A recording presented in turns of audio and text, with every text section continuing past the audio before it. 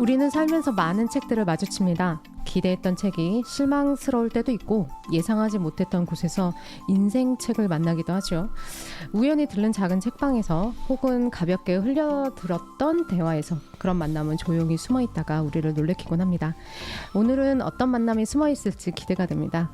그따 오리지널 오디오 콘텐츠 이제 시작할게요. 안녕하세요. 저는 그따의 호스트 진이, 공동 호스트 마스입니다. 네, 오늘의 게스트 이름이 저희가 붙여봤는데 마음에 드실지 모르겠어요. 순수 청년 최정원 씨를 모셨습니다. 안녕하세요. 안녕하세요.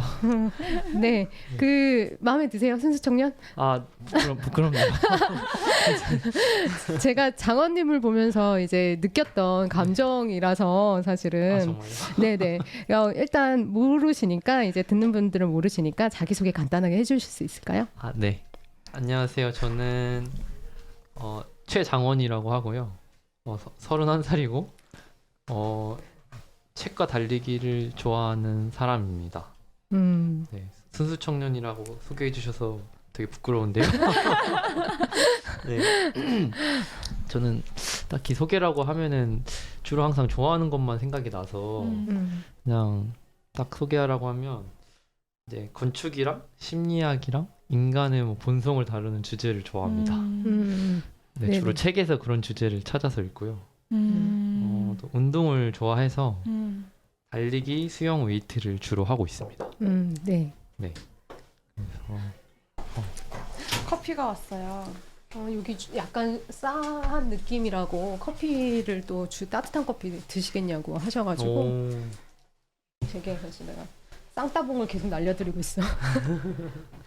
이게 너무 공간 좋은 것 같아요. 네, 좋네요, 진짜. 신기하네요.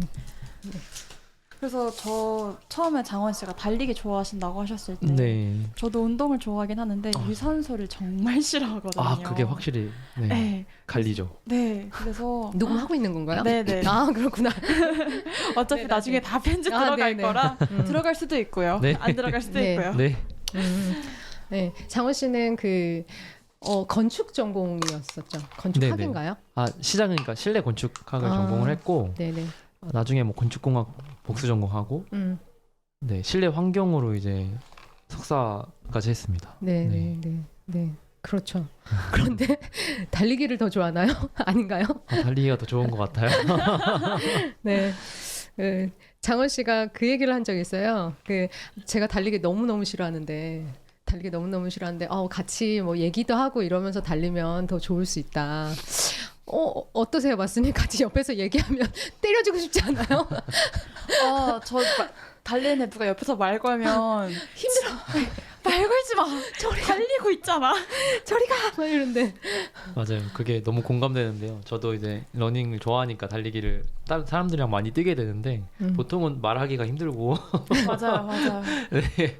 근데 또 좋아하는 사람끼리는 진짜 얘기하면서 달리거든요. 그러니까 자기의 기준 속도에서 좀만 낮추면 이제 그게 적응이 돼 있으니까 그냥 막 얘기하면서 하면 막 시간도 빨리 더 많이 가고 거리도 어느새 걸으면서 얘기할 순 없나요?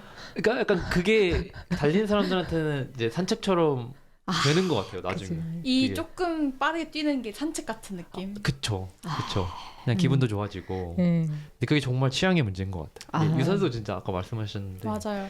유산소랑 무산소 이렇게 딱 나뉘더라고요. 맞아요. 사실 오늘 아침에도 공복 유산소를 하고 왔는데 진짜요? 너무 싫었어요. 진짜요?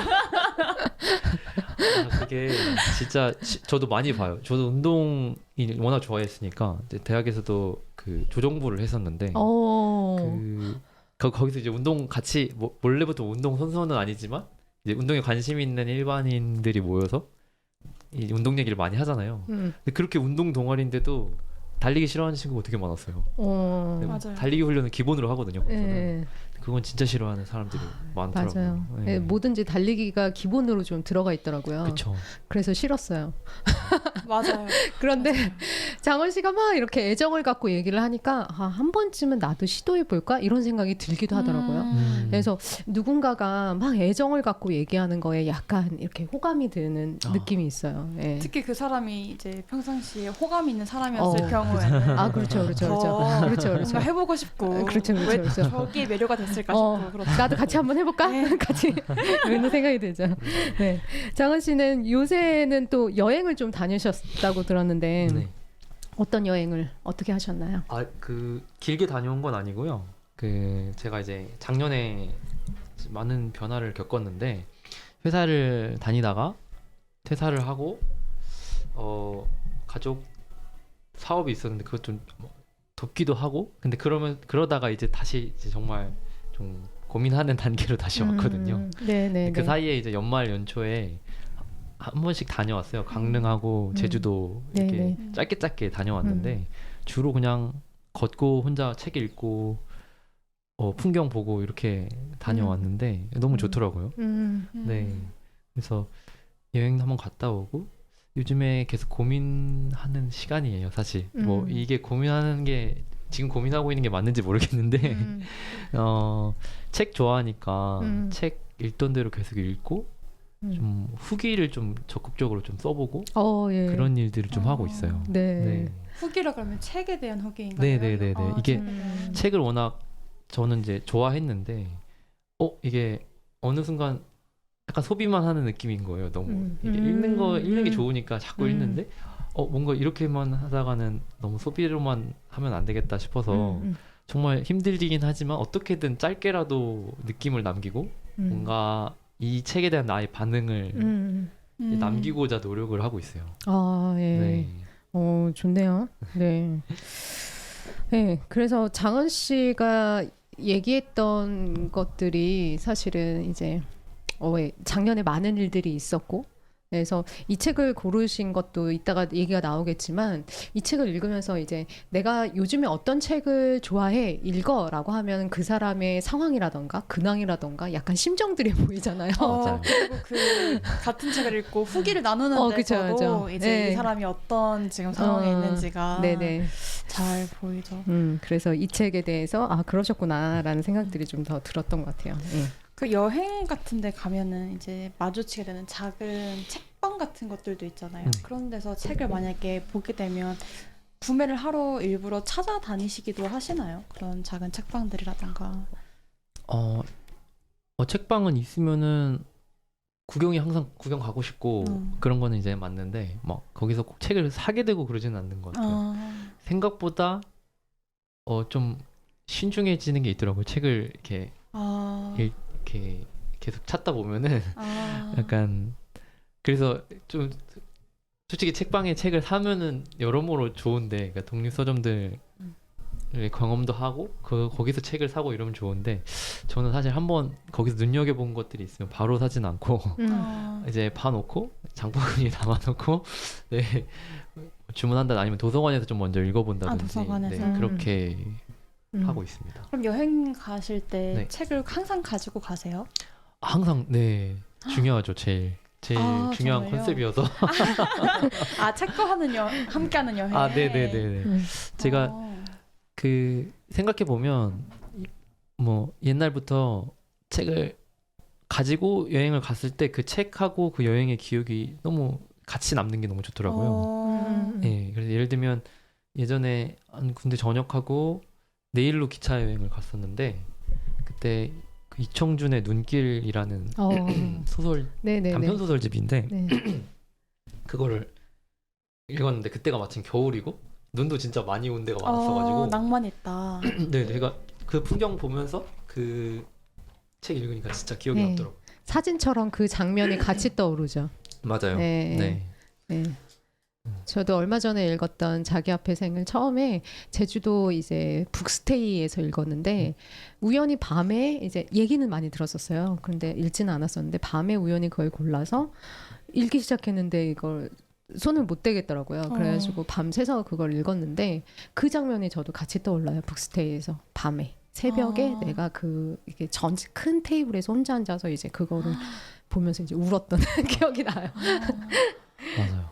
저는 한 번도 여행 갔을 때 책을 챙겨간 적은 여러 번 있었는데 그거를 끝내고 와본 적은 없어서 약간 카페 가서 책을 읽어볼까 하면은 약간 피곤해서 살짝 졸게 된다든지 아니면 모처럼 여행을 왔는데 그냥 집 근처에서 읽을 수 있는 책인데 여기서 꼭 읽어야 할까? 약간 이런 생각이 있었는데 접근을 바꿔보면 약간 여행과 어떤 책의 그 조화 네네. 그런 게 맞으면 그것도 되게 낭만이 있을 것 같다는 생각이 지금 드네요.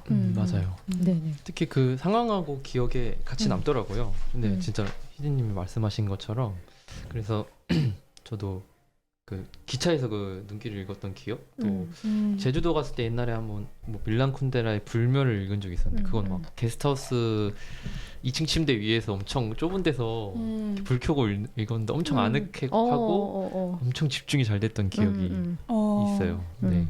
집중이 되게 잘 되는 것 같아요. 그 어떤 특정 상황에 네. 이제 놓인 상태에서. 맞아요. 네. 어느 부분부터 시작하면 좋을까? 저희 책 선정에 대한 얘기를 조금 해보고 갈까요? 책 고르는 얘기를 했으니까 사실 이 주제가 제가 정말 예전부터 얘기를 너무너무 하고 싶었던 주제이기도 해요. 왜냐면 이제 대표님, 이제 지니님이나 지금 계속 하고 있는 건가요? 맞아요. 지니님이라고 되죠? 지니님 네. 맞님. 네네. 네. 호칭이 입에 잘 안 붙네요. 항상 회사에서 대표님 불러다가 보니까 대표라는 거 때려치고 싶은데. 네.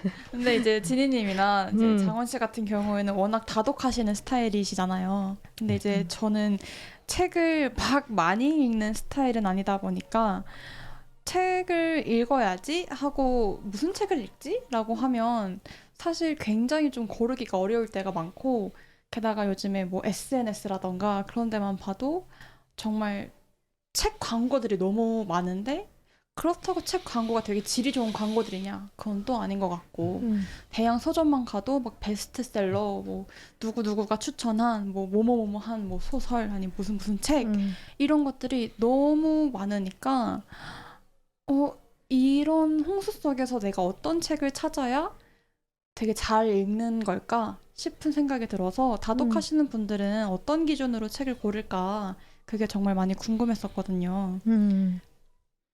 네. 어떤 기준으로 고르시나요? 이게 먼저 넘겼어. 제가 막 내가. 다독하는 사람이라고 하기가 또 부끄러운데요.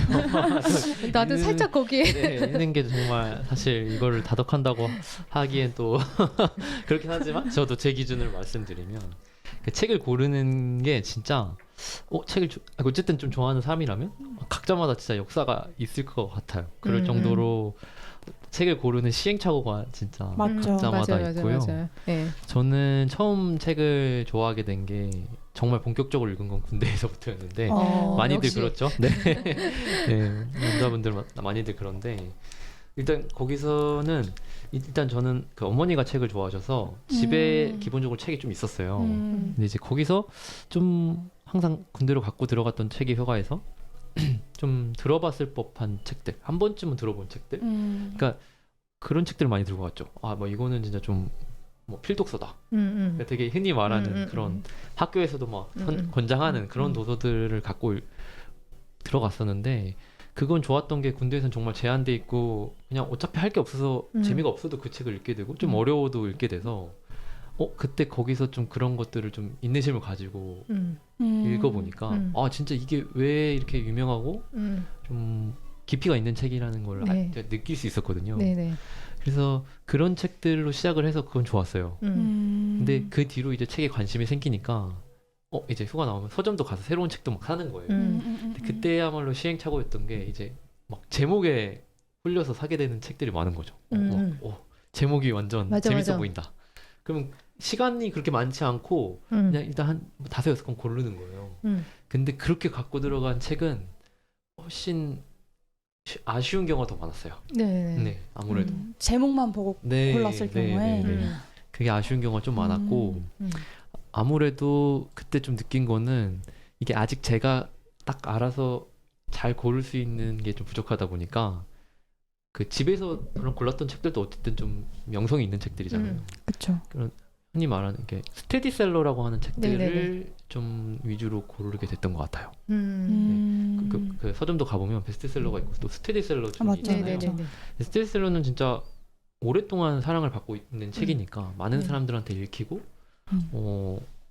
그만큼 또 깊이가 있고 그런 책들이고 실제로 그런 책들은 읽었을 때 아쉬운 경우보단 맞아요. 저한테 와닿는 경우가 많이 있더라고요. 음. 그래서 처음에는 책을 그런 식으로 이제 고르게 됐던 것 같고요.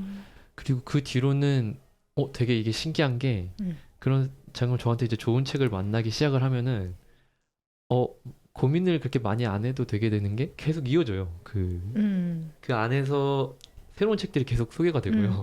뭔가 계속 만나게 돼요. 네. 그런 책들을 읽으면 어떤 작가를 뭐 소개해 준다든지 네, 네, 네. 이 책에 그러니까 이 책이 이미 좋은데 이 좋은 책을 쓴 작가님이 자기가 읽었던 또 좋은 책을 막 추천해 네, 네, 줘요. 네. 그러면 저도 따라 읽으면 막 또 좋은 거예요. 그럼 그렇게 건너서 계속 가게 되더라고요. 그래서 네, 네. 좀 좋은 책은 그렇게 만났던 것 같아요. 네. 저도 이제 스테디셀러라고 얘기하셨는데 필독서라고 나와 있는 책들, 그런 책들은 사실 좀 어려운 책들이 좀 있는데 그 읽다 보면 사실은 이 책이 왜 그런지를 좀 알게 되는 것들이 좀 있는 것 같긴 해요. 까라마초프가의 형제들 3권짜리 좀 두꺼운 책인데 그런 러시아 책들은 너무 힘든데 읽을 때는 읽고 나고 난 다음에 한두 달 지나면 거기에 어떤 장면들이 이제 떠오르면서 이거는 읽을 만한 왜 이것들이 계속 회자되는지 알겠다라는 생각들이 좀 드는 책들이 있는 것 같아요. 근데 뭐 요즘에 새로운 책들을 만나는 건 저도 마스님이 다독가라고 얘기를 해서 부끄럽지만 그렇지 않은 것 같은데 초등학교 때 이후로는 그렇지 않았던 것 같은데 제 기준에서는 두 분 다. 네.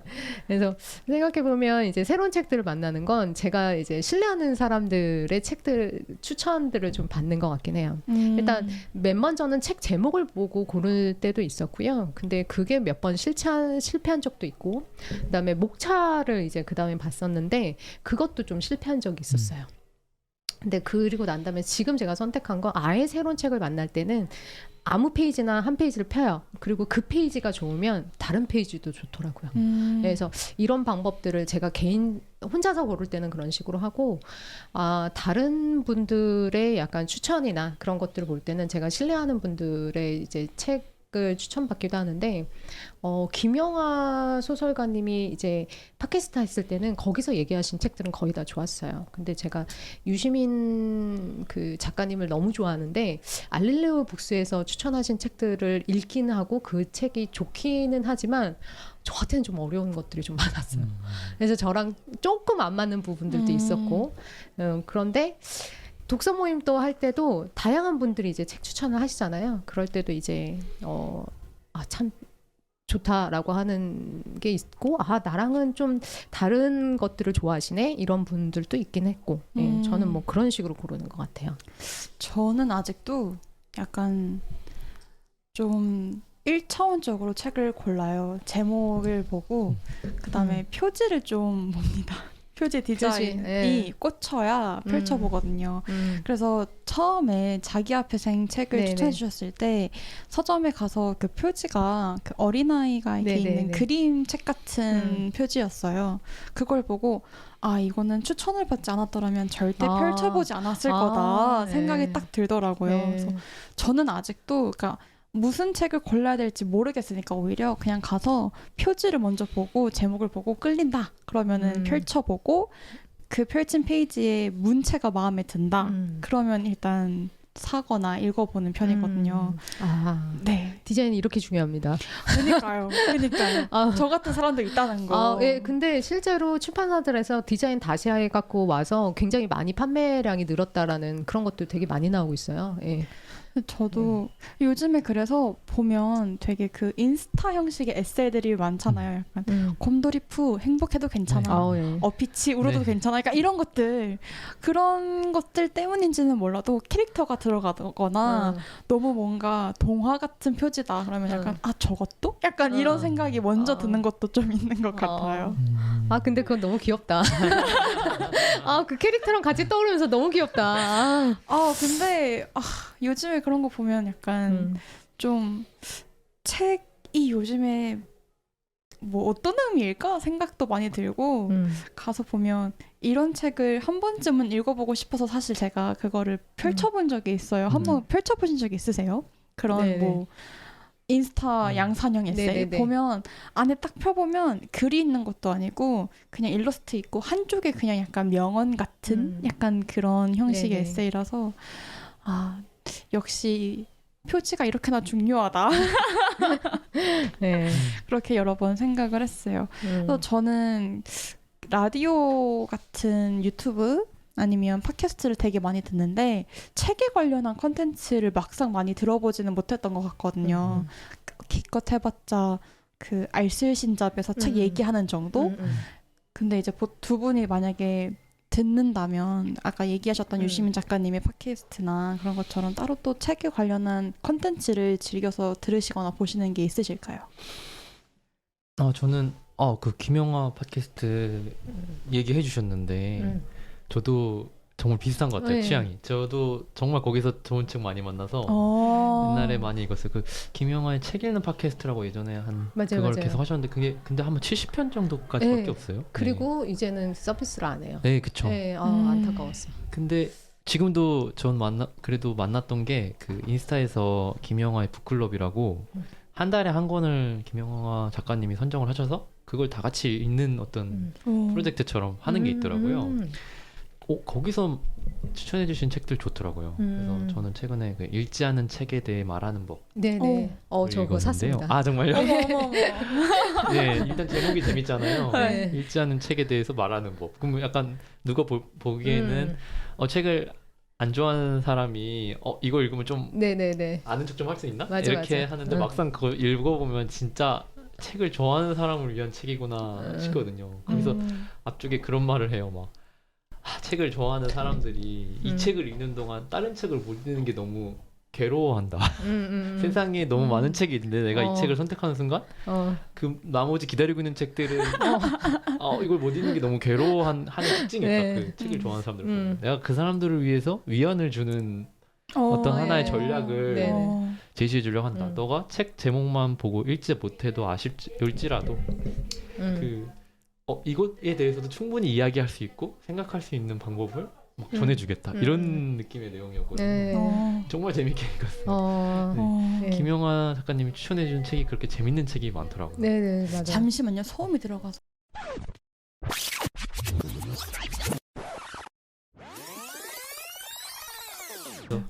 네, 얘기하면은 네네. 김영하 팟캐스트 저 지금은 북클럽 그걸로 좀 접하고 있고 사실 컨텐츠로 접한다고 하면 유튜브에 많잖아요 요즘에. 근데 네네. 저는 생각보다 그냥 뭐 안 좋아서는 아니고 선뜻 그냥 제가 이미 책들을 계속 이어나가고 있어서 많이 찾아보게 되진 않더라고요. 최근에 제가 되게 좋게 봤던 게 너 진짜 똑똑하다라는 네. 그것도 책 유튜브였는데 채널명인가요? 내 채널명이에요. 오. 너 진짜 똑똑하다인데 책 그냥 어떤 책의 주제를 가지고 그걸 풀어서 하나의 한 10분짜리 영상으로 막 이렇게 설명을 해주는 책인데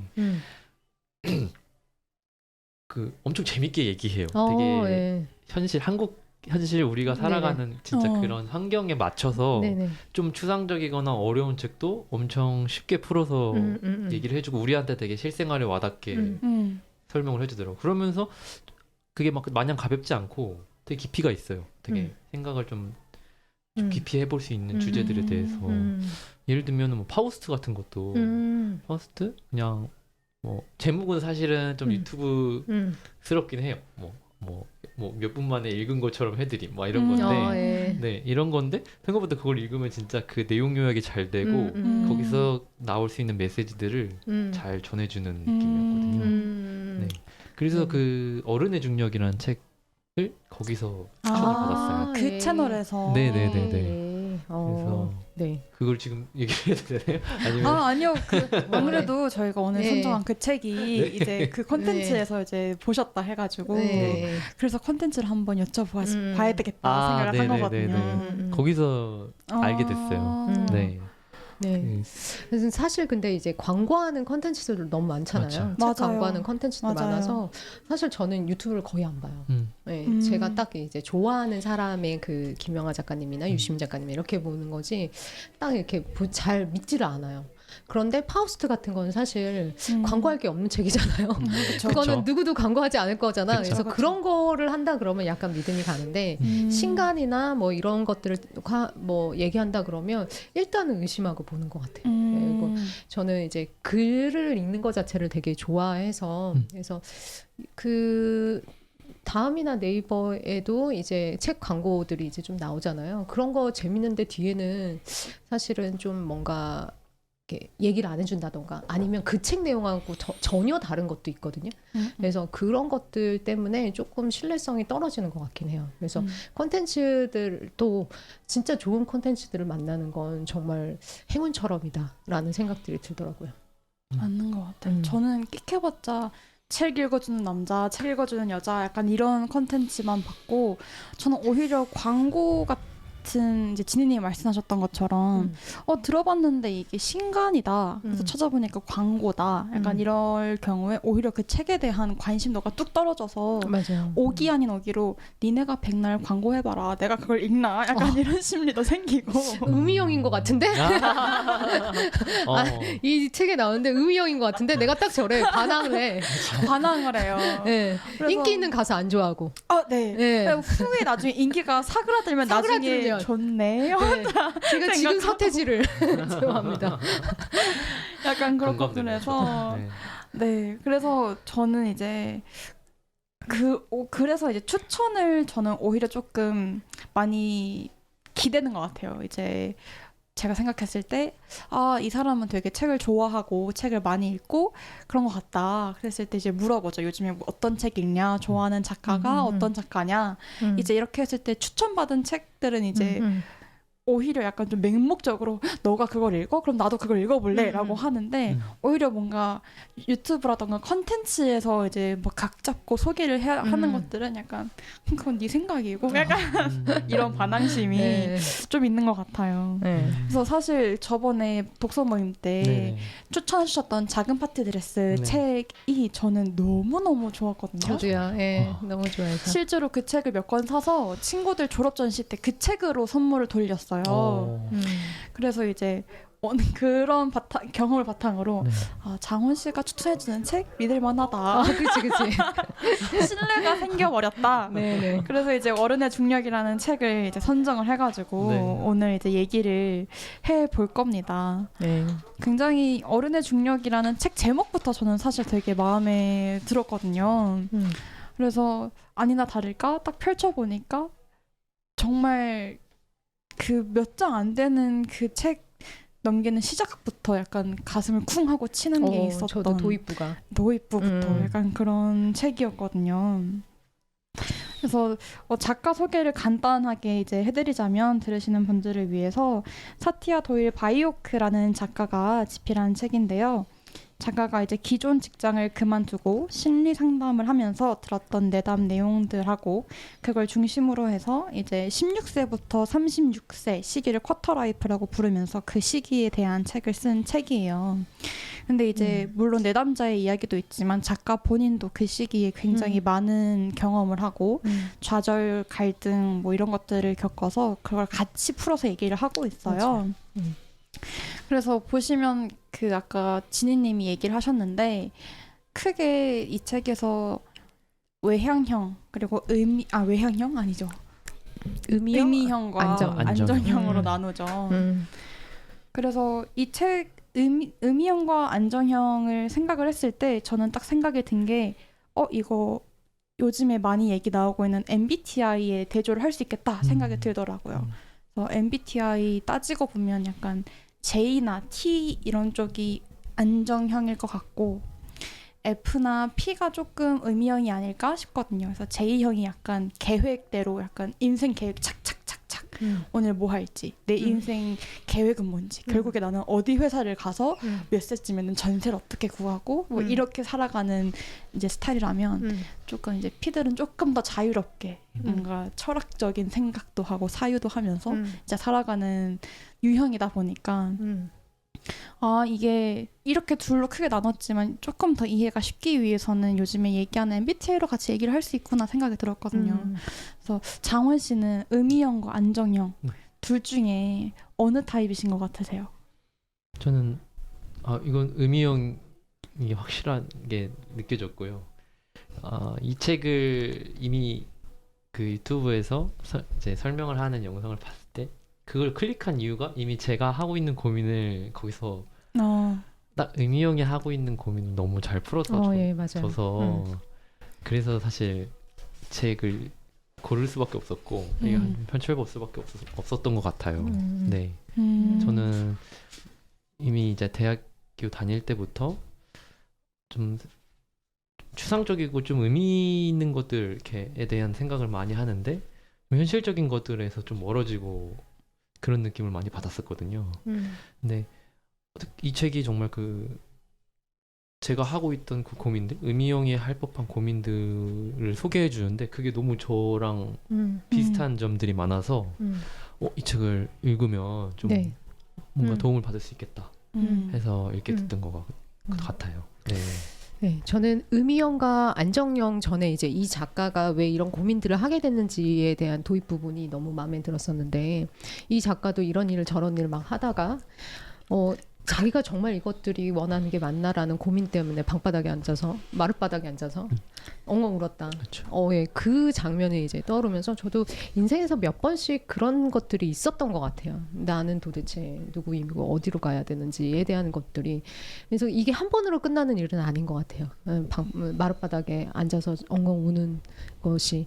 그래서 그 도입부를 보고서 그래서 이 작가가 다시 융 심리학에 대해서 이제 공부를 하게 되고 원래는 심리학 공부를 했던 사람이 아닌데 공부를 하게 되고 이렇게 심리 상담이나 이런 쪽으로 이제 가는 걸로 알고 있는데 자신이 진짜 원하는 것들을 찾아서 근데 이게 쿼터라이프의 인생들을 다루고 있지만 그러니까 쿼터라이프 인생의 4분의 1 지점인 그걸 다루고 있지만 이게 꼭 그 시기에만 일어나는 일인가라는 생각을 했을 때는 그렇지 않고 사실은 이제 우리가 수명이 길어지면서는 점점 더 노년에도 마룻바닥에 앉아서 엉엉 울게 되는 일이 있지 않을까 사실 계속 고민해야 되지 않을까라는 생각들이 좀 들더라고요. 맞아요. 이 책에서 딱 말씀해주신 부분 보고 이제 생각이 나는 게요. 이 쿼터라이프 이 제목이 영어 제목은 이제 쿼터라이프예요. 네. 한글 제목은 어른의 중력이라고. 제목을 기가 막히게 줬어요. 네네 맞아요. 너무 잘 지었다. 그러니까 되게 원래 제목도 의미가 있지만 되게 한글 제목을 잘 지은 일 중에 하나. 진짜. 그쵸? 네, 우리가 느끼는 그 어른의 그니까요. 느끼는 그 심화감.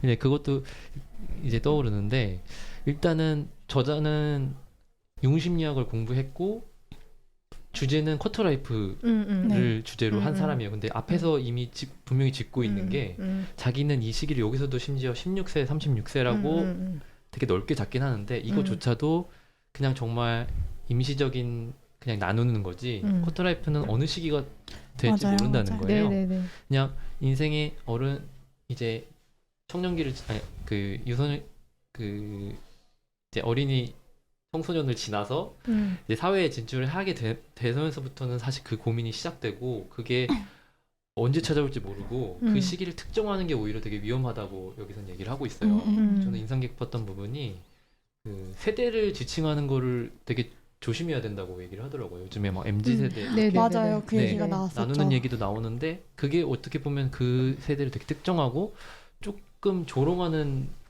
의미가 섞여 있다는 거예요.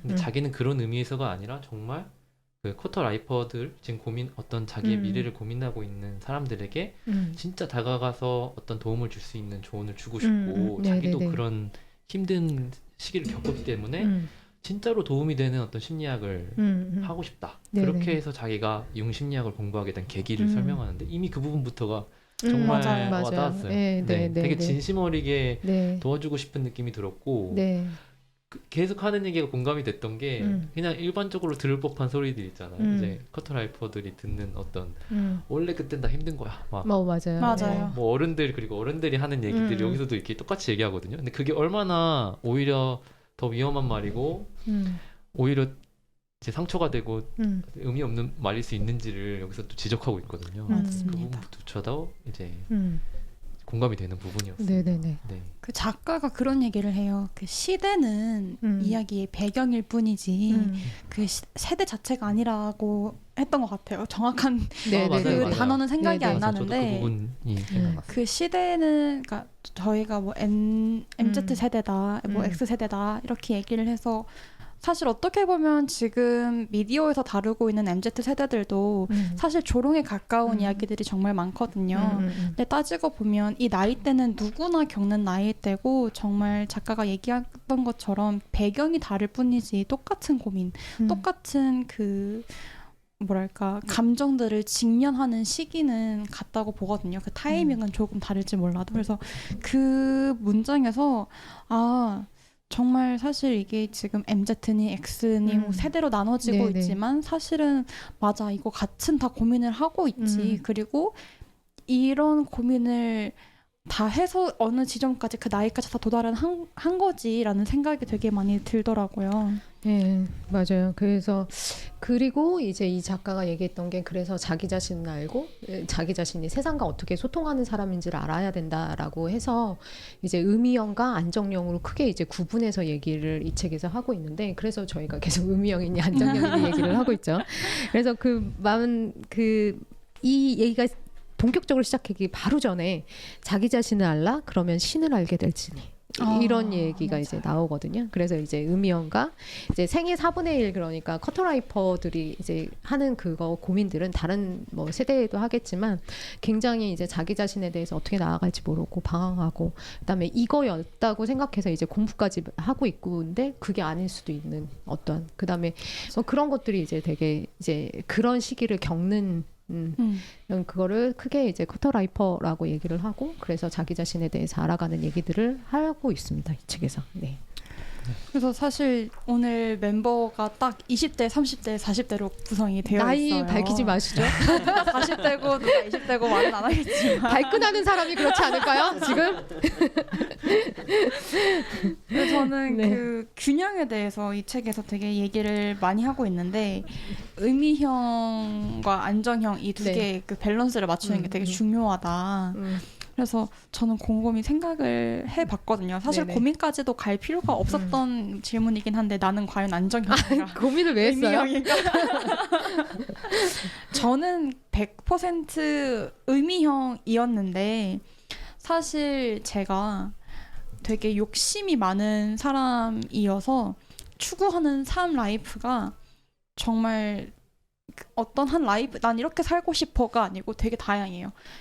나중에 나이가 들어서 그냥 조그마한 산골 마을에 들어가서 통나무집 하나 지어서 소소하게 살고 싶다라는 욕심도 있는 반면 나는 내 커리어에서 명예와 어떤 좋은 인정을 받아서 죽을 때까지 나는 인정을 받고 살고 싶어라는 욕심도 있고 그렇게 해서 죽을 때까지 도심에 살고 싶다는 욕심도 있고 이게 되게 항상 같이 가는 것 같아요. 어떨 때는 나 모든 욕심 내려놓고 그냥 유유자적하게 살래 라는 마음도 있고 아니 나는 내 업계에서 짱을 먹고 나는 죽을 때까지 호화를 누리면서 살 거야 라는 욕심도 있고 이게 밸런스는 아닌 것 같고 나이가 들다 보니까 조금씩 제 주변에 있는 현실들을 보게 되잖아요. 제 현실뿐만 아니라 제 뭐 친구들, 선배들, 후배들 얘네가 어떤 현실을 살아가고 있는지 그런 것들을 보면 나도 이제 현실을 생각을 해야 되는 건가?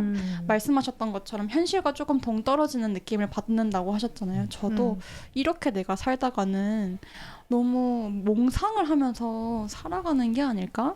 그렇다 보니 내가 그렇다고 안정형으로 바뀐 건 아닌데 그렇다고 또 완전한 의미형의 삶을 살아가는 것 같지도 않고 그래서 이거를 그러면 밸런스를 맞춘다는 건 어떤 의미일까라는 생각을 다시 한번 하게 되더라고요. 네네. 그 마스님이 얘기하셨던 것들을 중에서도 이제 아마 추측을 하셨을 테고 의미형, 안정형이다라는 말 자체에도 추측을 했겠지만 일단은 이 책에서 얘기하는 의미형과 안정형이 어떤지 조금 장원 씨가 조금 더 설명을 해주실 수 있을까요? 네. 네. 저도 이제 그걸 생각을 했는데요.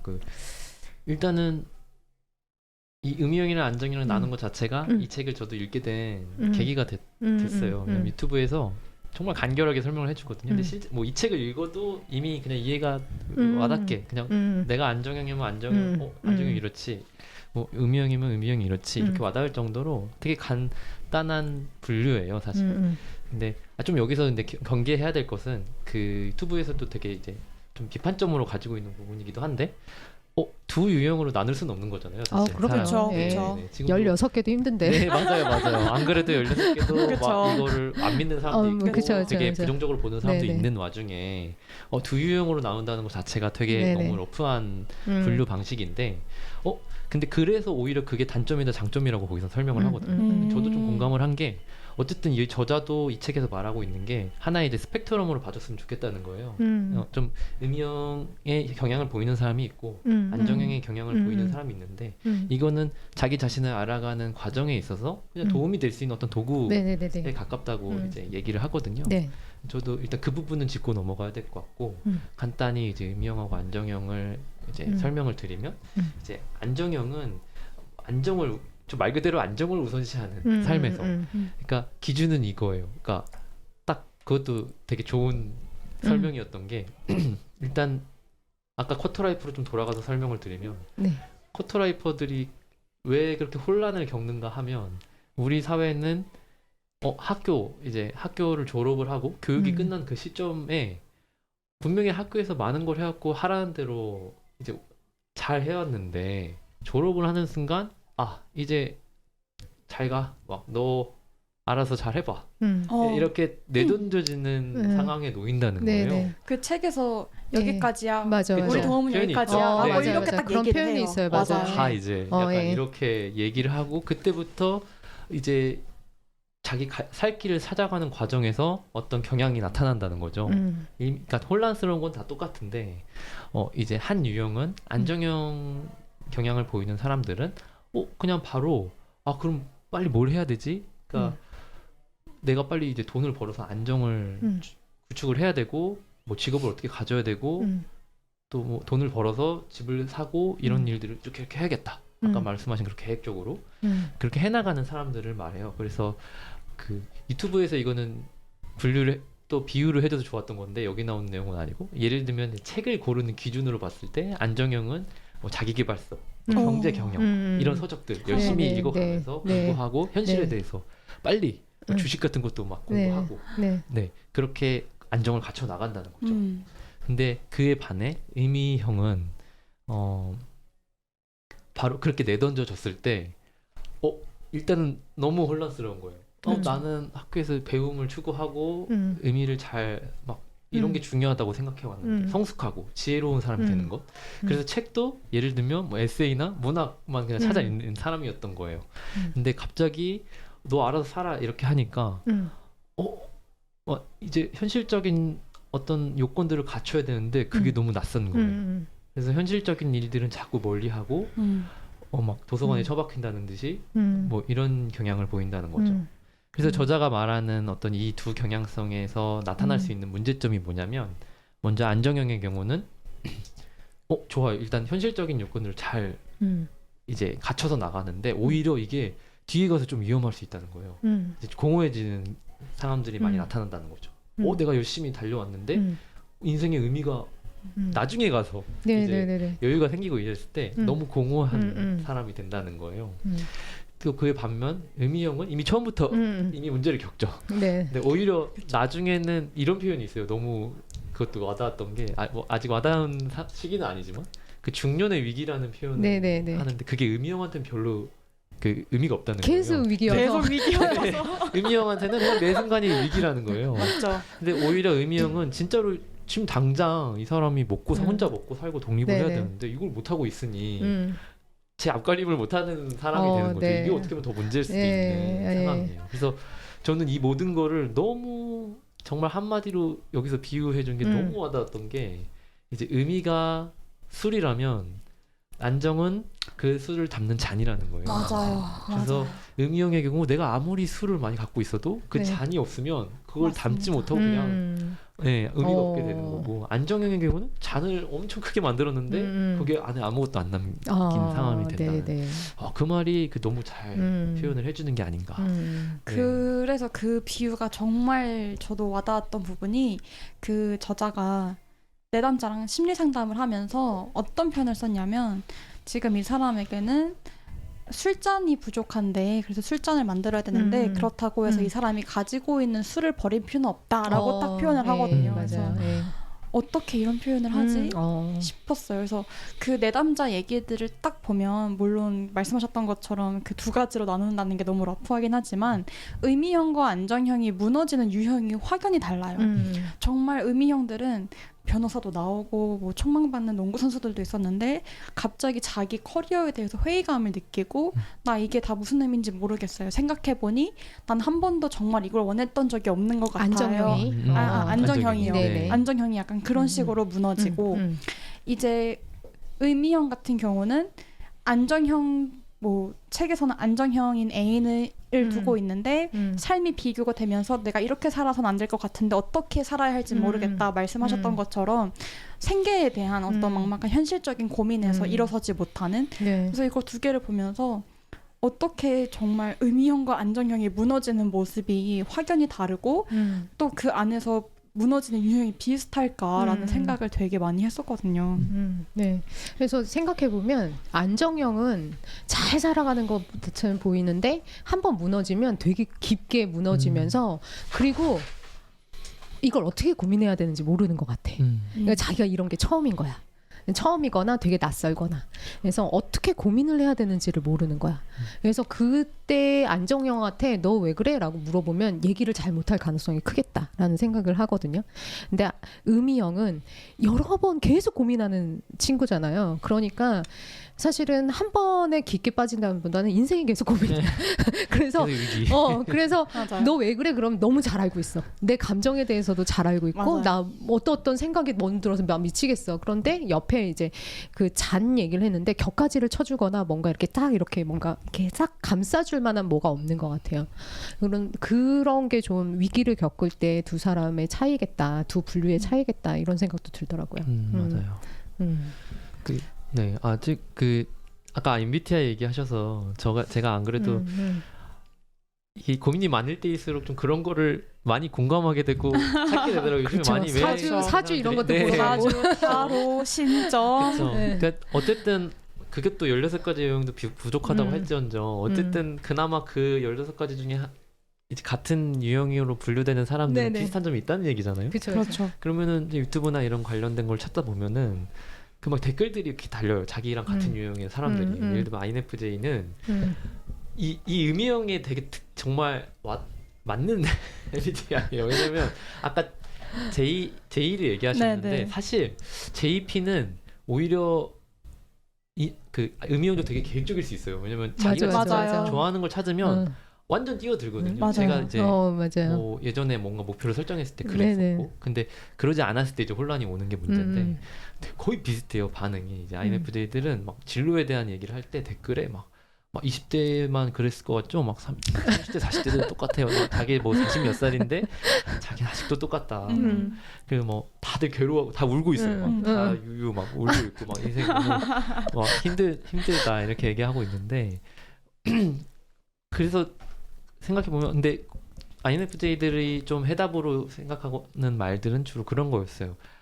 너무 깊게 고민하지 말고 일단 당신이 이를테면 여기서 얘기하는 것처럼 안정을 찾을 수 있는 어떤 수단을 일단 잡고 그 잡으면서 계속 고민을 해. 어차피 넌 고민은 끝나지 않을 거고 네 그냥 맞아. 일단은 그 진짜 갇혀 나가는 게 그래도 이어져야 되니까 네네. 그래서 여기서 말하는 그 균형을 찾아야 된다는 그거 비슷한 맥락인 것 같아요. 네네. 그게 생각이 나더라고요. 네. 그래서 사람마다 유형마다 어떤 계속 제시하는 해답이 그러니까 좀 조언들이 달라질 텐데 좀 의미형인 INFJ들한테는 좀 그게 진짜 필요하다 하는 걸 좀 느꼈었어요. 네. 그 비슷한 내담자로 이 책에서 제가 이름을 정말 기억을 못해서 내담자 이름이 뭐였는지는 기억이 안 나는데 상담을 온 내담자 중에 자기의 몸을 먹여 살려야 된다는 그 인지 부조화가 온 내담자가 네네네네. 있었어요. 그래서 예. 기억나시죠? 네. 그래서 이제 살고 싶느냐라고 물어봤을 때 굳이? 라고 이렇게 막 되게 회의적으로 내가 내 신체에 갇혀 있다는 사실을 잘 받아들이지 못하고 몸을 내가 스스로 케어해야 한다는 그 사실에 대해 회의감을 느끼는 네. 내담자가 있었는데 네. 그 저자가 이렇게 얘기를 하거든요. 자신의 고양이라고 생각을 해봐라. 예. 당신이 키우는 고양이가 이런 생각을 한다고 생각을 해봐라. 그러니까 되게 내 고양이가 그렇게 생각하면 속상할 것 같아요. 이러면서 제시를 해준 이제 나름의 해결책이 일단 어쩔 수 없이 자신의 몸에 귀속이 되어 있고 살아야 된다는 그거 인지를 하셔야 될 것 같다라는 얘기를 이제 해주시거든요. 그게 살짝 그 MBTI 그 댓글에서 고민을 하더라도 안정적인 거 하나를 잡고 일단 고민을 해라랑 조금 비슷하지 않을까. 네. 어쨌든 지금 당장 죽을 게 아니면 어쨌든 살아야 하니 네가 지금 그 심리학자 저자가 그 사람한테 해준 말도 이 사람이 뭐 굳이 살아야 되나요? 라고 얘기를 하지만 그렇다고 이 사람이 막 지금 당장 그래서 죽겠어요는 아니니 네가 지금 네 몸 안에 있다는 사실을 받아들이지 못하는 것 같다. 그거 먼저 받아들여라 라고 얘기를 한 게 이런 식으로 그러니까 사람마다 생각하는 게 비슷할 네네네. 수 있겠지만 어떤 사람은 그게 직장이 될 수도 있고 이 사람이 겪고 있는 그 몸에 내가 귀속이 되어 있다는 게 몸이 아니고 사회일 수도 있고 뭐 학교일 수도 있고 다 다르게 나타나잖아요. 그래서 되게 이 인지 부조화를 해결하는 것 자체가 음이형한테는 네네. 굉장히 큰 첫걸음일 수도 있겠구나라는 네. 생각을 딱 하게 하더라고요. 그 네. 구절에서. 지금 마스님이 얘기하셨던 그분이 그 내담자가 저도 인상 깊었는데 인상 깊었던 이유는 이거예요. 이분한테 이제 상담하시는 작가가 이제 얘기를 해요. 선택의 여지가 있으면 계속 살고 싶냐? 절대 안 산다고 얘기하거든요. 맞아요. 이게 저의 기본적인 삶의 태도예요. 저도 그래요. 저도 그래요. 나에게 선택의 여지를 준다 그러면 난 절대 다시 살지 않겠다. 근데 이거를 보면서 사실 저도 살아야겠다라고 결심을 해야겠다라는 생각이 맞아요. 좀 들었는데 그래서 이 책에 그 데니라는 이름이더라고요. 제가 지금 데니. 찾았습니다. 네, 자신이 태어난 세상에 시대에 삶에 참여하는 것이다. 삶의 힘겨움을 전부 겪어내고 살아내겠다는 결심 없이는 다른 사람이 아무리 애를 써도 내면의 성장 스위치가 켜지지 않는다라고 나와 있더라고요. 예. 그래서 이게 뭐 또 이 표현들을 하는데 자라나고 싶지 않아 하는 사람들이 음이형 이다라는 그래서 이 내담자가 저도 되게 기억에 남는 것 같아요. 그래서 이걸 읽으면서 살아야겠다라고 결심을 해야지만 사라지는구나라는 생각을 좀 했던 것 같아요. 살아갈 결심. 살아갈 우리 그 영화에 꽂혀 있는데. 네. 딱 와닿네요. 네. 맞아요. 지금 계속 음이형 위주로 얘기가 되고 있긴 한데 저희가 지금 셋 다 음이형인 것 같아서 근데 놀랍게도 제 MBTI가 J예요. 제가 MBTI가 바뀌었어요. 원래 ENFP였다가 이제 INTJ로 바뀌었더라고요. 네. 근데 그래서 제가 생각을 했을 때 J가 지금 딱 한 49, 한 그렇게 49, 51 정도로 나오거든요. 비율이 J랑 P가. P가 계획이 없는 건 아니에요. 말씀하셨던 것처럼 꽂히면 또 J 같은 성향이 나오고 근데 말씀하셨던 것처럼 그게 이제 뭐가 될 것이냐, 언제 꽂히냐, 얼마나 꽂히냐의 문제인 거지. 그래서 이제 나름의 J를 판정받은 사람으로서 안정형이 이럴 것이다라고 이제 말씀을 드려보면 제 친구들 중에 정말 얘는 누가 봐도 안정형 끝판왕 이런 친구들이 많아요. 그런 친구들 보면 삶의 패턴이 기본적으로 새벽 뭐 1시에 자던 3시에 자던 4시에 자던 7시에 일어납니다. 7시에 일어나서 하루를 시작하고 보면 되게 일을 열심히 해요. 공부도 되게 열심히 하고 일도 되게 열심히 하고 그렇다고 취미가 없느냐? 취미도 굉장히 열심히 하고 정말 우리가 흔히 얘기한 것처럼 와 쟤는 정말 갓생을 산다 라고 이제 하는 친구들이 있는데 지금 제 시기에 그런 친구들은 생각보다 아직 그런 여기서 얘기하는 위기, 중년의 위기라던가 쿼터라이퍼로서의 고민을 맞닥뜨리진 않는 것 같아요. 왜냐하면 지금 막 그런 도약을 할 시기라서 그런지. 그런데 오히려 이런 위기를 조금 더 빨리 맞는 친구들은 대부분 보면 그 옆에 있는 음이형들이더라고요. 비교가 되나 봐요. 아, 저 사람은 저렇게 열심히 사는데 나는 왜 그렇게 살지 못할까? 그런데 그런 생각을 하면서 동시에 이제 생각을 하는 거죠. 저렇게 사는 거에 대한 의미는 뭘까? 라고 하면서 이제 저는 그 친구들을 보면서 둘 다 정말 너무 이해가 가거든요. 그 안정형 같은 친구들은 목표가 삶에서 사라져버리면 의미 자체가 없어지는 친구들이에요. 그런데 반대로 의미형인 친구들은 의미가 있어야 목표가 생겨버리는 그쵸, 이제 그런 그쵸. 친구들이니까 아 이게 안정형이라고 삶이 다 좋은 것도 아니고 의미형이라고 다 삶이 좋은 건 그럼요. 아닌데 예. 이 책에서 저는 특히 좋았던 게 저자가 그래서 결국에 너 만약에 의미형이면 이렇게 살아야 돼, 안정형이면 이렇게 살아야 돼가 아니고 이런 유형들이 있고 내가 상담하는 것들은 이러이러했어 라고 간접적으로 뭔가 해결책을 읽는 독자로 자기가 의미를 부여해서 찾게끔 하는 점이 저는 되게 마음에 들었거든요. 왜냐하면 반대로 이 책에서 안정형은 이렇게 하셔야 되고요. 의미형들은 이렇게 하셔야 돼요. 그러면 약간 저 같은 사람은 또 오기로 약간 내가 그렇게 사나 봐라. 그렇게 그게 반항심으로 똥똥 뭉쳤어요.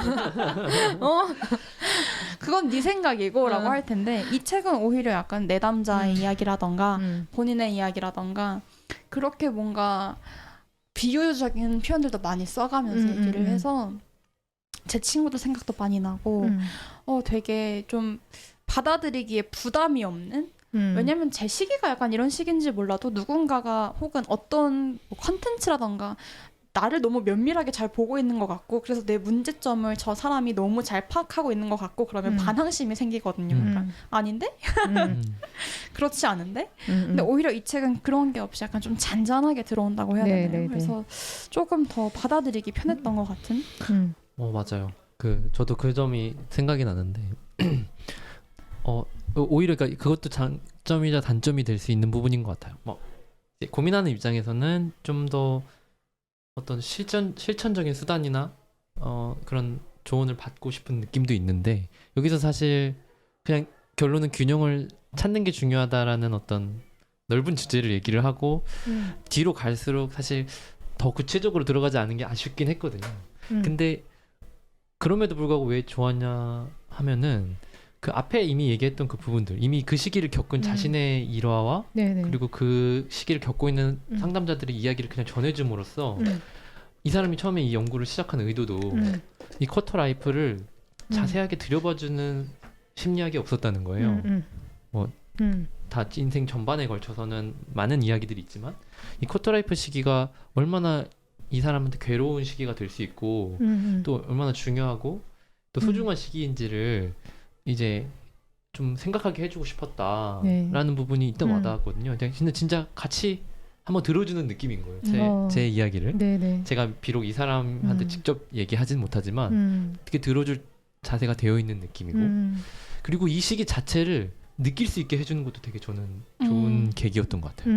그래서 여기서 저는 기억에 남는 게 그 구절이 하나 생각이 나는데 이제 아까 말했듯이 원래 삶이 그러니까 이제 일반적인 이제 우리가 어른들한테 이런 고민을 이제 상담을 하면 좀 나올 수 있는 말들. 너무 힘들어요. 지금 시기 뭘 해야 될지 모르겠어요. 이러면 원래 힘든 거야. 생은 고야. 원래 삶은 힘들어. 정신 차려 빨리. 네. 이렇게 얘기를. 근데 자기는 이렇게 얘기하고 싶은 게 아니라 모순적인 감정 속에는 그러니까 모순적인 감정 속에서 살아간다고 해서 고통이 없어지지는 않아. 생애는 언제나 고통이 있고 우리 시대의 삶은 복잡하고 불확실하지만 이곳에도 기쁨과 아름다움이 있어. 이렇게 얘기해주는 부분이 있었거든요. 그러니까 이 시기에도 기쁨과 아름다움이 있다. 이것만으로도 참 저는 울림이 있는 말이었고요.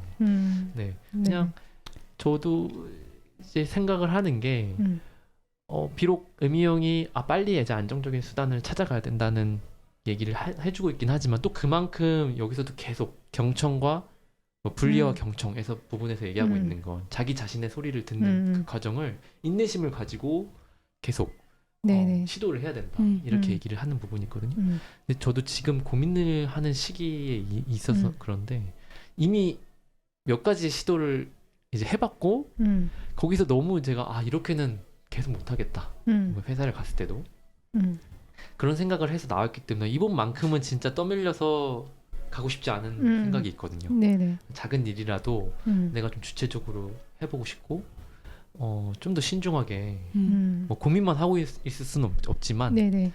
이제 바로 뭐 시작해야지 막 이렇게는 안 하려고 하고 있어요. 네, 좀 네네. 이 책을 보면서 했던 그 위안을 받고 또 생각하게 된 과정이 있는 것 같습니다. 네네. 저희가 그 시간이 좀 돼서 2부로 계속 진행했으면 좋겠는데 지금 저희가 3명이 지금 딱 봐도 음이형인 사람 3명이 모여가지고 음이형한테 집중하고 있지만 이제 소외당했던 안정형에 대해서 조금 얘기하고